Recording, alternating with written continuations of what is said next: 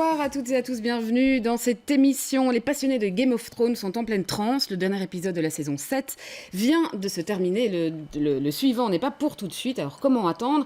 Et puis surtout, comment comprendre l'engouement de cette gigantesque saga? C'est ce qu'on va essayer de comprendre ce soir avec vous. Merci à tous d'être là. Alors, première question que j'ai envie de vous poser à vous, les fans de Game of Thrones, c'est, Roselyne Marou, j'ai commencé par vous. Comment est-ce que vous l'avez regardé, cet épisode ce dernier épisode de la saison 7? Est-ce que au moment où vous saviez qu'il était accessible, vous l'avez regardé comme ça tout de suite Au moment où il était accessible, j'avais attendu que tous les épisodes de la saison 7 soient accessibles en même temps et j'ai tout regardé en une fois, en une après-midi jusqu'à 2h du matin. Donc gros marathon. Et donc ça c'était dimanche dernier Oui. Donc dès qu'il est sorti, je me suis fait la totale et je sais que c'était quelque chose qui était très attendu parce que ça faisait des saisons que les fans avaient leur propre théorie et il y a eu beaucoup de réponses qui sont arrivées lors de ce dernier épisode. Donc, et tout le monde était à cran.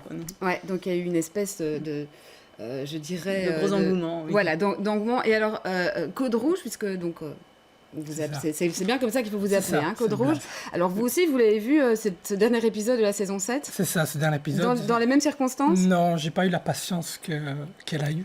Moi, je les ai regardés l'un après l'autre, en fait. Ouais, pas possible d'attendre. Non, moi, j'attends pas à ce niveau-là. Et alors, comment vous vous sentez, du coup, aujourd'hui ? Parce que là, vous allez devoir attendre un an, quand même, avant la prochaine saison. Tu veux commencer ? Non, vas-y. Non, moi ça va en fait, c'est juste que, on en reparlera sûrement plus tard, j'étais un petit peu, je suis resté un peu sur ma faim pour cette saison-là, j'attends surtout les livres en fait. Donc vous êtes en train de passer au livre, effectivement, on en parlera oui. du lien entre la série et le livre qui l'a inspiré. Vous, Roselyne Marot, vous êtes en pleine dépression postpartum là, après ce dernier épisode ? Non, parce que je vais avoir le temps de lire les livres, vu que je n'ai fait que le premier livre jusqu'à présent, donc le temps... Comment les tournages ont rattrapé, même dépassé l'écriture des livres, j'aurai vraiment le temps de me remettre à jour pour comparer, vu que les livres sont quand même plus denses. Mais quand même, vous n'êtes pas en pleine impatience quand même pour les prochains épisodes ? Non, il y a d'autres séries à regarder entre-temps. C'est vrai ? Ouais. Vous êtes une vraie fan ? Ouais. Alors, Mathieu Deswassèges, pardon, alors vous êtes en fait obligé de les regarder, cette série. Presque Pour des raisons professionnelles. Et vraiment, qu'est-ce qu'on vous plaint, dis donc. Mais donc, vous la connaissez bien aussi, cette série, parce que vous l'analysez. Alors, qu'est-ce que y a d'autres séries qui ont provoqué un tel engouement aussi fort que celui que Game of Thrones a pu engendrer ? Alors un tel engouement depuis en tout cas une bonne trentaine d'années, non, c'est pas connu parce qu'il y a eu une fragmentation du marché. Donc avant, il y avait juste 2-3 chaînes américaines qui passaient, par exemple Dallas. Dallas a eu un engouement phénoménal dans les années 80, mais sinon depuis, et surtout avec l'avènement d'Internet... Mais il y avait peut-être moins de choix, ouais, c'est ça. Voilà, il y avait peu de choix, donc c'était assez facile finalement d'avoir un gros succès.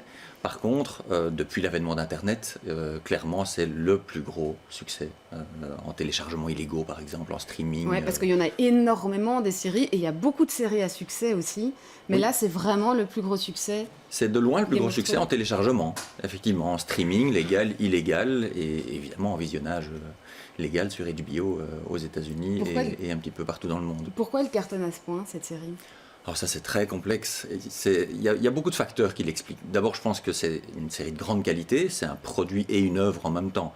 Ils ont investi beaucoup d'argent, HBO il faut savoir que c'est une chaîne premium aux États-Unis, donc c'est une chaîne un petit peu à l'instar de Canal+, on paye juste pour cette chaîne-là sur le câble, et HBO depuis le départ a voulu se démarquer de la télévision. Leur image de marque, leur branding, c'est « It's not TV, it's HBO ». Donc depuis le départ, ils ont dit « c'est pas de la télévision, c'est HBO ». Or, c'était bien de la télévision, mais c'était de la télévision de qualité. À partir des années 90, HBO existe depuis 1972, à partir des années 90, ils ont commencé à investir beaucoup dans des programmations propres. Et ils ont effectivement complètement renouvelé l'image qu'on pouvait avoir de la série télévisée. Absolument, c'est grâce à eux, principalement, que la série télévisée a acquis des lettres de noblesse dans le monde artistique au sens large, grâce aux Sopranos, grâce à The Wire, grâce à Six Feet Under, Six Pieds sous terre, et d'autres séries qui étaient un petit peu plus lentes, qui étaient parfois ce qu'on appelle des séries d'auteurs. C'est un parallélisme avec le cinéma d'auteur.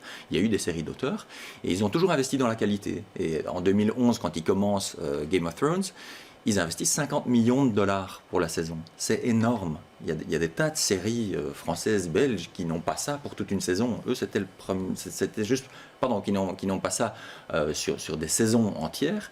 Et eux, en une saison, ils ont déjà 50 millions de dollars. Ils arrivent à 100 millions de dollars à partir de la 5e ou de la 6e saison.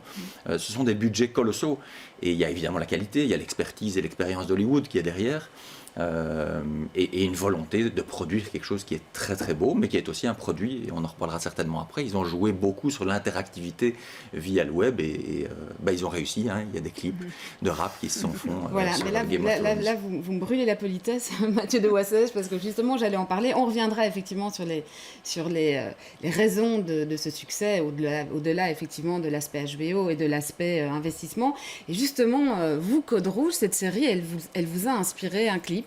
Oui. Et un morceau, parce que vous êtes rappeur. On va en voir un extrait, puis vous allez nous expliquer tout ça juste après. Pas de souci. Dernier tour, mes bras me donnent juste de quoi subvenir au jour, le jour d'un soleil qui arrache la peau. Je vis au rythme des claquements du fouet sur mon dos. Il n'existe que 2 catégories déclarées. Le maître a dit les possédants, les possédés. Les chaînes qui étranglent mon cou me le rappellent chaque jour quand les rêves deviennent fous. Et si j'étais né pour me dresser comme un homme libre? Et si j'étais né pour décider de la voie à suivre? Non, ce ne sont que de dangereux rêves. Non, le maître est bon quand il nourrit les ânes et les porcs, il nous donne toujours le reste de l'avoine. Pourquoi me dresser contre la main qui me nourrit? Quand le maître nous fouette, c'est que nous avons désobéi. Nous lui appartenons comme les arbres à la terre, comme les récifs appartiennent à la mer. Mais pourquoi donc le souffle coupé? Je suffoque, j'entends toujours cette voix dans ma tête qui chuchote. Donc voilà, on vient de voir un extrait de votre clip Code Rouge. Alors, avant d'en venir à l'épisode, ou plutôt à la partie de la série auquel vous vous attaquez, peut-être racontez-nous un petit peu, en quelques mots, cette série, puisqu'il existe encore quelques énergumènes bizarres qui ne connaissent pas Game of Thrones. C'est une espèce en voie de disparition, mais enfin, il y a quand même quelques représentants encore. Alors dites-nous en quelques mots ce que c'est l'histoire de Game of Thrones. Ouf, c'est une histoire en fait de fantaisie réaliste, on va dire ça comme ça, où évidemment il y a de la magie, des dragons, des sorcières, mais dans des contextes politiques qui se rapprochent plus de ce qu'on connaît dans la réalité. Ouais, puis c'est une histoire de conflit de pouvoir aussi. Non, c'est le titre. Plusieurs familles, plusieurs familles qui se battent. C'est le jeu des trônes, c'est ça en fait. Pour occuper le pouvoir. C'est ça. Roselyne, c'est comme ça qu'on peut le résumer.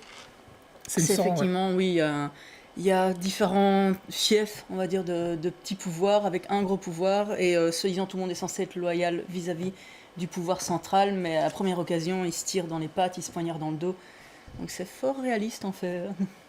Alors, Code Rouge, justement, donc là, qu'est-ce qui vous a inspiré, vous, dans la série, pour écrire ce... Dans la série et dans le livre, en fait, j'avoue que j'ai basé une partie de mon inspi aussi sur le livre, parce que dans la série, en fait, dans la saison 3, justement, ça parle de la révolte des esclaves, donc c'est compliqué de parler sans spoiler, donc je vais essayer de... On va essayer de ne pas spoiler, mais en tout cas, on peut prévenir qu'il y aura peut-être des spoilers, là, dans ce que vous avez dit.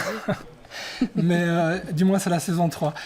Et donc ça parle justement de la révolte des esclaves et de comment ces esclaves vont être amenés à un moment donné à se dire on doit se révolter. Parce que la domination des maîtres est telle qu'ils ont totalement naturalisé la domination en tant que telle. C'est-à-dire qu'ils ne se posent plus la question de savoir si l'oppression qu'ils subissent est juste ou pas. Ils l'ont totalement intégré. Et en fait, la saison 3, c'est intéressant parce que c'est un cheminement qui va pousser finalement les esclaves à se dire en fait, l'oppression que je subis n'est pas naturelle et que ce maître, en fait, c'est juste un illusionniste qui nous donne l'impression que sa domination est forte, mais en fait, elle ne l'est pas, car nos barrières sont surtout mentales, en fait. Si c'est ce passage-là qui vous a inspiré Code Rouge, c'est parce que vous faites une lecture politique de cette série ? Entre autres, oui, clairement. Je pense que derrière ce en tout cas, ce trait historique, ou du moins cette trame scénaristique qu'il y a eu dans la saison 3, on peut retrouver des choses similaires qui pourraient ressembler à ce qu'on pourrait appeler la lutte des classes dans les sociétés dans lesquelles on vit aujourd'hui. Et effectivement, il y a eu, Mathieu de Wassège, il y a eu énormément d'analyses autour de Game of Thrones. Il y a eu notamment des analyses politiques, il y a eu notamment des analyses effectivement qui reprennent cette grille de lecture de la lutte des classes. Il y a des multiplicités de lecture et de compréhension de cette série. Ça fait partie des clés du succès, évidemment, et c'est un des éléments avec lesquels les scénaristes et les producteurs de séries télévisées jouent beaucoup. On met dans une série télévisée un ensemble d'éléments et ça permet donc aux spectateurs et quasiment à tous les spectateurs de se projeter, de s'identifier et d'y lire des choses différentes. On peut faire une analyse philosophique de Game of Thrones très facilement. On peut faire une analyse politique, on peut faire une analyse écologique de Game of Thrones. Il y a pas mal de gens qui se sont penchés sur sur la question du climat, la question notamment. du climat, effectivement, l'âge du froid qui arrive. Et donc il y a beaucoup de lectures à faire et ça plaît évidemment aux petits, aux adolescents et post-adolescents et aux grands. Et ça permet vraiment d'assurer le plus possible, en tout cas, un succès commercial. Et de multiplier les publics. Roselyne Marot, est-ce que vous aussi, vous faites une lecture politique de cette série ou bien vous, c'est d'autres aspects ou d'autres portes d'entrée qui vous y ont amené ? Il y a une partie lecture politique parce qu'on ne peut pas y échapper. Il y a le côté social également. C'est-à-dire qu'habituellement, dans une série télé, on a un ou quelques personnages principaux qui vont évoluer au fur et à mesure, au travers de difficultés. Là, il y a plein de personnages, quelques-uns qui se démarquent des autres, mais finalement, on a plusieurs histoires en parallèle qui se recroisent de temps en temps. Des personnages qui perdent une partie des fans au début parce qu'il faut mémoriser tout le monde, de toutes les familles, c'est pas possible, c'est au fur et à mesure qu'on apprend. Et il y a, à part quelques rares exceptions, il n'y a pas un personnage super méchant, enfin des méchants purs ou des gentils purs, ou peut-être au début, puis ils évoluent tous. Ils ont leurs défauts, ils ont leurs points forts, ils ont leurs points faibles, s'ils font des conneries, s'ils font des horreurs, ils ont quelquefois des raisons pour faire ce qu'ils font. Et au final, on se retrouve avec une illustration de la société actuelle d'un peu tout le monde. Donc, la personne qui regarde Game of Thrones va s'identifier avec un ou l'autre ou le troisième des personnages et quelquefois va se retrouver à soutenir un personnage qui est détesté par son voisin et ça crée des débats. C'est pourquoi t'aimes un tel, c'est vraiment une raclure. Oui, mais tu te rends pas compte, il a vécu ça, ça, ça. Et on retrouve ça dans la société actuelle, dans toutes les époques. Donc c'est très réaliste, c'est très humain comme série. On sent toute la fougue. Non, pardon, vous voulez réagir ? C'est la force d'une série qui se base sur une œuvre littéraire qui est assez importante. Il y a énormément de choses à aller trouver dans l'œuvre littéraire que je n'ai pas lue, je l'avoue. Mais on le sait, il y a beaucoup de choses. Je pense que c'est confirmé par un lecteur assidu. Je pense qu'une série comme Game of Thrones n'aurait jamais vu le jour sans une œuvre littéraire de qualité. Je pense que si elle a eu le succès qu'on lui connaît aujourd'hui, c'est parce qu'aussi elle n'a pas été dans si vous voulez, les sentiers à lesquels on s'attendait, les sentiers classiques des séries télévisées. Je crois que Game of Thrones a vraiment une spécificité aussi que les autres séries n'ont pas. D'où justement aussi Quelle spécificité ? Une des spécificités, c'est que il existe une multitude de personnages qu'on pense parfois être des leaders et en fait qui peuvent se retrouver à un moment donné tués dans des contextes qui peuvent être totalement aléatoires et ce qui fait que on a du mal à se projeter en se disant voilà, ce personnage-là va rester jusqu'à la fin. C'est ce qu'expliquait aussi Roselyne, Roselyne Marot. C'est-à-dire que les personnages pouvaient disparaître à tout moment.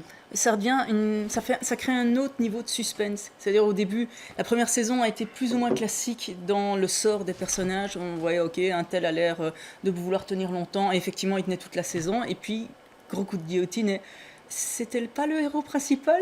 Ah bon ? Et au fur et à mesure, quand on aime bien un personnage, il y a une question qui est, bon, quand est-ce qu'il meurt et comment ?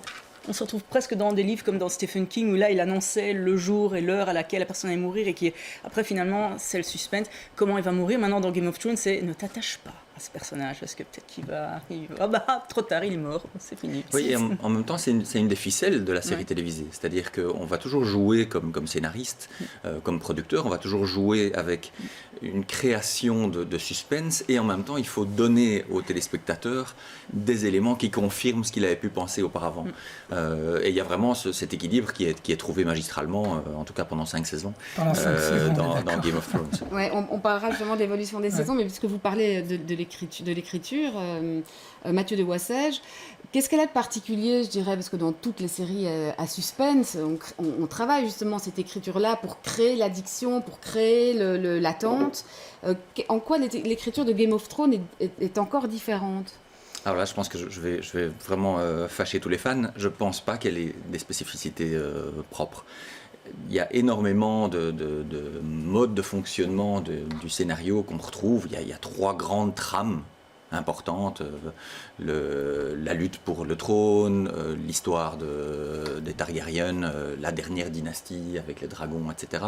Et la 3e, je l'oublie à l'instant, troisième trame. Enfin, il y a 3 trames importantes qu'on retrouve, elle reviendra plus tard. La lutte contre les marcheurs blancs. Et voilà, et la lutte contre ces forces qui ont l'air surnaturelles de l'autre côté du mur. Voilà, ça ce sont les 3 grandes trames.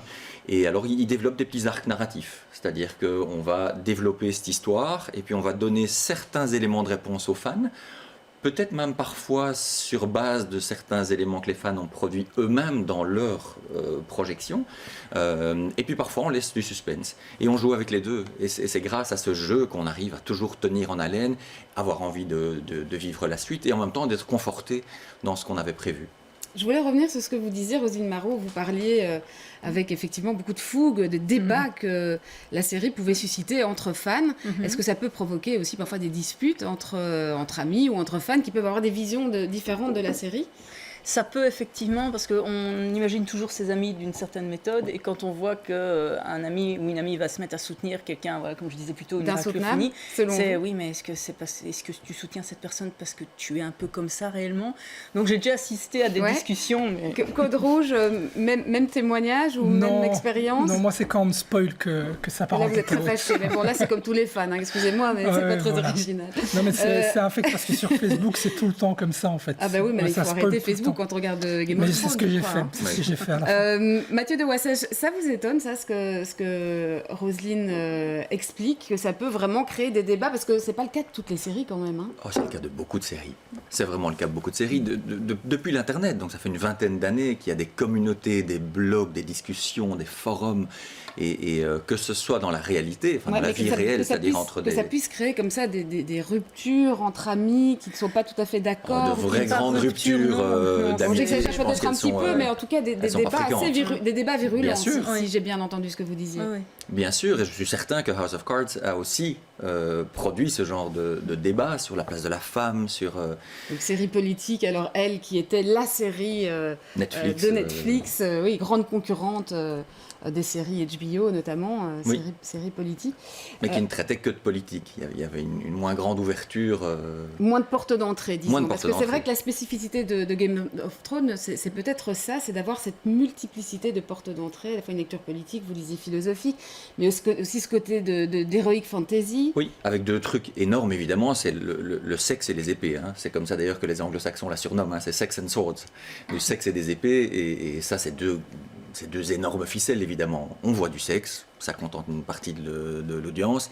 Il y a pas mal de violence, et ça correspond effectivement au monde de l'heroic fantasy, à sans doute aussi la violence médiévale réelle. L'auteur original, Martin, s'est beaucoup inspiré de faits historiques, et du coup ça résonne dans l'univers pour plein de gens. Les Chinois s'y sont mis depuis 2-3 années. L'engouement a touché la Chine, probablement parce qu'ils ont réussi à contourner la censure. C'est-à-dire que pendant quelques années, la série a été très très fortement censurée là-bas, c'est-à-dire qu'ils ont enlevé au montage, ils ont enlevé tout ce qui était sexe et violence, ou en tout cas tout ce qui était immoral, et du coup ça marchait pas très bien, et via Internet, tout ce qui est illégal, et le fait qu'ils ont réussi... La censure a évidemment aidé de ce fait-là. Parce elle a aidé sans doute au début, elle n'a pas aidé au début. Involontairement, elle a eu cet effet-là, et puis vous le disiez quand même, c'est aussi les investissements énormes, colossaux, vraiment le financement énorme de cette série. C'est impressionnant, et en même temps ils n'ont pas dû faire tant que ça en apport financier, marketing. Je pense que j'ai pas les chiffres, mais ça n'a pas dû être énorme, parce que justement, ils ont eu un relais, ils ont été assez malins, ils ont eu un relais dans la vie réelle, c'est-à-dire qu'ils ont créé de l'interactivité via les réseaux sociaux. Très régulièrement, ils postent des petits extraits behind the scenes, comme ils disent en anglais, donc des coulisses de ce qu'on n'a pas vu, de ce qui est à sauter au montage, et ils postent ça sur Twitter, via Twitter, sur Facebook, sur les réseaux sociaux. Ils ont probablement des gens qui le payent pour ça, effectivement, mais en marketing pur et dur, ça s'est presque fait tout seul. Il y a tellement de relais de discussions dans la vie réelle, de gens qui ont envie de projeter, de discuter avec les autres. Tiens, quelle va être la fin de l'épisode suivant, quelle va être la fin de la saison, que l'interactivité a été créée naturellement. Ils ont joué là-dessus. Ils se font beaucoup d'argent sur le merchandising, évidemment. Il y a des jeux vidéo, il y a plein de vêtements Game of Thrones, et là, il y a une bonne partie qui est légale. Ça n'est pas que de la contrefaçon asiatique. Et il faut dire c'est que aussi via les sites internet officiels. Il faut dire qu'en 7 ans, elle a énormément évolué aussi, cette série Code Rouge, notamment sur le film lui-même, j'allais dire, sur l'utilisation notamment des effets spéciaux. Vous, comment vous l'avez vécu, cette évolution ? Au niveau des effets spéciaux, on ne pouvait que se réjouir, parce que clairement, quand on compare la première saison et la dernière saison, il y a un fossé énorme, ce qui est logique. Il y a une avancée technologique aussi qui s'est faite entre-temps. Après, pas forcément sur l'histoire. Parce que voilà, le hic, en fait, c'est que la série a dépassé le livre. Ce qui fait qu'en fait, après la 5e saison, les scénaristes ont presque eu, on va dire, carte blanche pour réécrire la suite de Game of Thrones. Le problème, c'est que George Martin était quand même un écrivain hors pair. L'auteur du livre. Hein. Voilà. C'est quelqu'un qui a un vrai talent, et je ne pense pas que des scénaristes qui sortent des écoles hollywoodiennes classiques peuvent facilement recréer cette atmosphère que lui avait créée pendant ses... Mais donc, vous voulez nous dire qu'elle a un peu perdu son esprit de départ, parce qu'il y a des fans qui s'y retrouvent peut-être plus tellement dans ce côté plus hollywoodien aujourd'hui de la série qu'au début. Clairement, à partir de la saison 6, il y a un côté où vraiment ils assument le côté hollywoodien. Après, ça reste prenant, parce qu'il y a des ficelles connues, classiques dans le monde des séries qu'on utilise. Mais c'est vrai que jusqu'à la saison 7, là, on avait vraiment l'impression d'avoir un blockbuster avec tous les côtés négatifs qu'on peut voir dans ce cas de figure. Ouais, Roselyne Marot, c'est pas tout à fait votre avis, vous, hein ? Mais disons qu'en tout cas pour la dernière saison, comme je l'ai fait en une fois, j'ai pas eu le temps de m'ennuyer. J'admets qu'il y a eu quelques fois des moments où je regardais la série sur un écran pendant que je travaillais sur l'autre et j'avais pas l'impression d'avoir loupé quoi que ce soit. Donc après, je suis peut-être pas la meilleure fan. Non, mais dans l'esprit de la série, est-ce que pour vous, elle garde son esprit d'origine ? Est-ce que ça a évolué ? Est-ce que vous adhérez toujours ? Est-ce que vous vous y retrouvez toujours ? J'adhère effectivement toujours. Le thème, le style a changé. Et effectivement, on sent plus une idée plus hollywoodienne. Avant, ils prenaient énormément de temps pour poser les personnages, pour poser les situations. Du coup, il y a une certaine catégorie de fans à qui ça ne plaisait pas. Parce que ceux qui ont envie que ça bouge tout le temps, ça, ils n'aimaient pas. Et c'est peut-être ceux qui ont récupéré en cours de route, au moment ou d'autres, qui aimaient bien quand on prenait bien le temps, les trucs sociaux à la Dardenne, on va dire. Désolée. Je disais comparer Game of Thrones au film de Frères Dardenne, pourquoi pas ? C'est intéressant comme comparaison. Il y en a qui n'aiment pas justement ce style-là, qui veulent que ça bouge. Il y en a d'autres qui aiment vraiment bien pouvoir avoir le temps de comprendre ce qui se passe, et quand ça commence à s'accélérer, eux sont partis. Donc on a une nouvelle vague de fans qui est arrivée, d'autres types de réactions. Effectivement, on sent l'amélioration au niveau des effets spéciaux, parce que dans le premier épisode, je n'ai pas vraiment le souvenir qu'il y ait eu des effets... Quand on regarde et qu'on se dit ça c'est un effet spécial, non, c'est tout passé. Maintenant il y a des dragons dans tous les sens, il y en a qui ont des beaux yeux bleus, un peu froids. Donc on a un peu tout et n'importe quoi. On sent les effets spéciaux, on sent qu'on est vraiment parti dans quelque chose d'autre. Et tant que peut-être les bouquins ne vont pas rattraper le tournage. Mais l'esprit pour moi était perdu, clairement. Je pense que l'esprit de Game of Thrones, c'est justement cette lenteur assumée, ce jeu du rythme qu'avait George Martin, qu'on a totalement perdu dans la 7e saison. Vous allez regarder la saison 8 ? Je vais la regarder en me disant j'espère qu'ils vont sauver les meubles. C'est vraiment, je la regarde pas avec une grande espérance, mais je la regarde en me disant j'espère juste qu'ils sauveront les meubles. Parce que parfois ce qu'on retient d'une série, c'est sa fin. Et c'est très très dommage qu'on gâche une œuvre aussi bonne à la fin. Parce que ça laisse toujours un arrière-goût. Oui, je suis un peu pessimiste pour vous, parce que je pense que les fans de la première heure, ils sont sans doute sur une forme de fanatisme, d'inertie. C'est-à-dire que comme ils sont là depuis le début, ils retrouvent quand même pas mal d'éléments qui restent. Et donc il y a évidemment une partie de l'esprit qui est toujours présent. Mais de fait, pour avoir fait une petite étude de réception de la chose, à partir du milieu de la saison 5, ça tombe très très fort. C'est-à-dire que quand on regarde les sites, bêtement les sites comme Metacritic ou Rotten Tomatoes, elle a perdu beaucoup de points d'estime. Ils sont passés de 95% saison 4 à 91%, et puis ils tombent dans les 70% pour les saisons 6 et 7. Donc il y a sans doute eu un changement aussi de fans. Je pense qu'il y a des gens qui ont dû quitter vers la saison 5, et j'en suis un bon exemple. J'avoue, je n'ai pas regardé la fin. Et pas mal de gens, par contre, ont dû se raccrocher à ce côté beaucoup plus hollywoodien qui n'était pas présent. Parce que c'est vrai, et c'est intéressant, au début, il y a de la lenteur et il y a de la rapidité. Et ils jouent avec ça. Et c'est en ça que c'est et un produit et une œuvre. C'est vraiment une œuvre d'art et en même temps un produit parce qu'il y avait beaucoup de ficelles derrière. Oui, bien sûr. Ouais, alors justement, les livres, parce que les livres, eux, le livre ne donne pas ne donne pas la fin. Non, en fait, il s'arrête à la 5e saison. Il s'arrête à la 5e saison, donc après, les clés ont été données Oui, c'est d'une ça. certaine manière à certains scénaristes. Je pense les grandes ficelles, mais voilà, ça n'a Parce pas que les empêché. livres sont terminés, enfin, ne vont Non. pas... Non, les ne vont livres, pas- justement, les livres, en fait, c'est juste qu'il n'a pas terminé ses livres, donc il doit encore sortir 2 tomes. Ah, il va sortir encore de Oui, tomes. voilà, 2 tomes ou plusieurs, je ne peux pas vous dire combien exactement. Mais c'est quelqu'un qui écrit à son rythme. Hein. Donc, c'est quelqu'un, voilà, George Martin, c'est un personnage très particulier. D'ailleurs, c'est du fait qu'il est particulier qu'il a pu donner naissance à une œuvre comme Game of Thrones. Mais il a donné des grosses ficelles. Mais il y a de grandes chances que l'histoire qu'on va voir dans le livre soit assez différente de ce qu'on aura dans la série. Oui, je pense. Ouais. Ça me paraît être une évidence. Et je pense qu'une des raisons, c'est, comme vous le disiez bien, les scénaristes. Je pense qu'un scénariste d'Hollywood, il pourrait créer autant de qualité. Enfin, en tout cas, certains d'entre eux. Possible. Après, les génies, ils courent pas les rues. Mais ils pourraient. Mais le problème des scénaristes, c'est qu'ils sont dans le temps court. Exactement. Là où un écrivain, à part des commandes pour des biographies ou autres, Exactement. est dans le temps long. Et donc il a le temps de bien développer, il a le temps de faire une belle œuvre, Ouais. là où très souvent les scénaristes, pas toujours heureusement, Bien mais sûr. les scénaristes doivent rattraper finalement Clairement. le temps. Et c'est pour ça que George Martin était lui-même scénariste à Oui, Hollywood. absolument. Et c'est pour ça qu'il a quitté ce milieu. Parce qu'il en avait marre de la médiocrité en fait, dans laquelle on lui demandait d'évoluer. Et il avait fait une vieille série, peut-être que vous connaissez, La Belle et la Bête. Non, je n'ai pas vu. Voilà. Ben, décidément que vous avez vraiment étudié de près Ouais, le les personnage. coulisses et puis le Ouais. personnage aussi de Ouais, George ouais. Martin, hein, auquel vous vous êtes intéressé visiblement autant que la série qu'il a créée.